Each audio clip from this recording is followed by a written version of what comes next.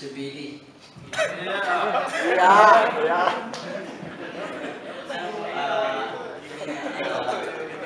Lakas mo konti. Sobrang confident mo na dun sa... Nakita ko yung post mo kagabi. So, coming into fight night, anong preparation mo para kay Kiko Matos? Kasi since nag-prepare siya sa jiu-jitsu, sa boxing, sa MMA striking, sa Muay Thai, ano yung pananapat mo sa kanya come fight night? Yung coach niya. Okay. Medyo di ko talaga gets yung pinupunto mong question eh. Kasi nag-training siya na maalam niya. Nag-training din ako ng maalam ko. So papakita na lang natin sa gabi nung kung kaninong training ang mas malupit at kaninong bayad ang mas malaki.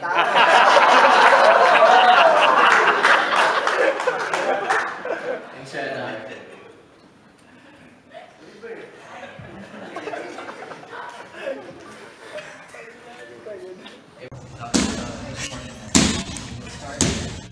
Ini-invite ko po lahat ng mga supporters ko.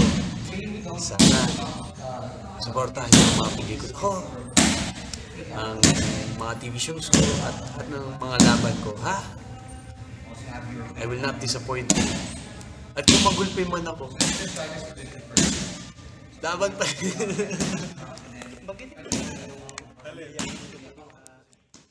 po sa mga MMA fans po na gustong-gusto niyo po nanonood ng bakbakan, real action, and drama. Ito po ang perfect para sa inyo, URCC XXX Araneta Coliseum this August 12. Real bakbakan na po ito at sana ang makakalaban ko na si Kiko Matos handa na sa basagan dahil papatunayan ko ako ang hari ng basakan. Ang laban ko sa August 12 sa Araneta Coliseum kung saan naganap ang Thrilla in Manila.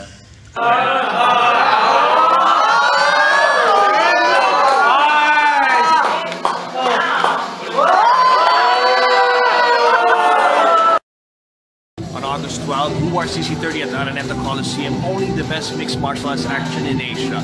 Asia's most exciting MMA league. I'll see you there, guys. Bakbakan na!